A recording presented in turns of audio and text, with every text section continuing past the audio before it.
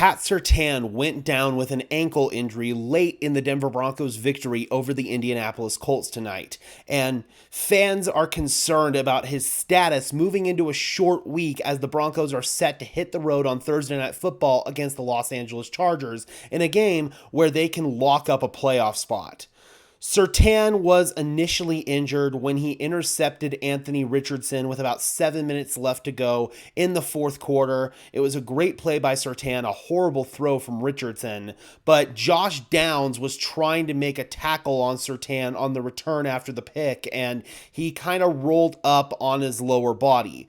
Surtain was initially ruled as questionable with an ankle injury, but for some stupid reason, he decided to come back into the game. I'm not blaming that on Surtain. I'm really blaming that on the coaching staff for letting him come back into the game in such a lopsided victory at that point.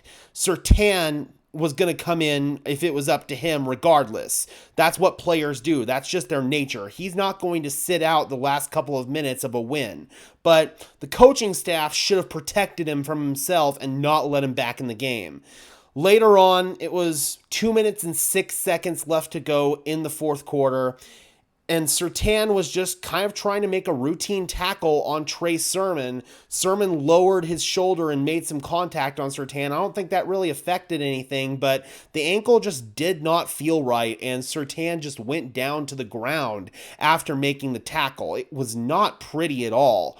He ended up getting helped off the field. He was struggling to put weight on the ankle initially. He goes back to the locker room, and I want to bring in this report from Vic Lombardi of Altitude Sports, who was in the locker room after the game. It says, PS2 seems to be okay walking in the locker room. No noticeable limp. I am a doctor. But sarcasm aside, Pat Surtain, just because he's not walking with a limp now, that's not necessarily indicative of the Broncos being out of the woods here. Surtain could still be dealing with a significant injury.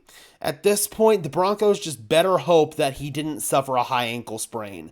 High ankle sprains are finicky, man. They are a real pain in the butt. Luke Wattenberg had a high ankle sprain earlier this season, and it caused him to go on IR for 4 games.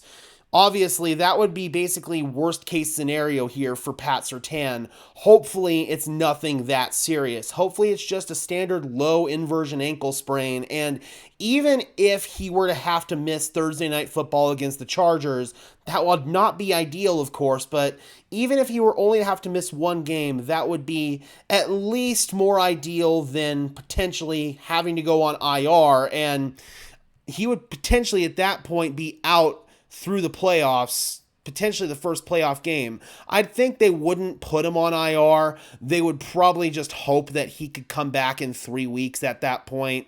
But yeah, man, you definitely do not look like having to see that. He's got some extra time to rest here after this Chargers game, going into the Bengals game. So if he has to miss the Chargers game, so be it. It sucks, but I would much rather him miss 1 game and come back healthy for the stretch run than try to push this thing, come back too early, turn a mild injury into a moderate injury, and then he would definitely have to go for an IR stint.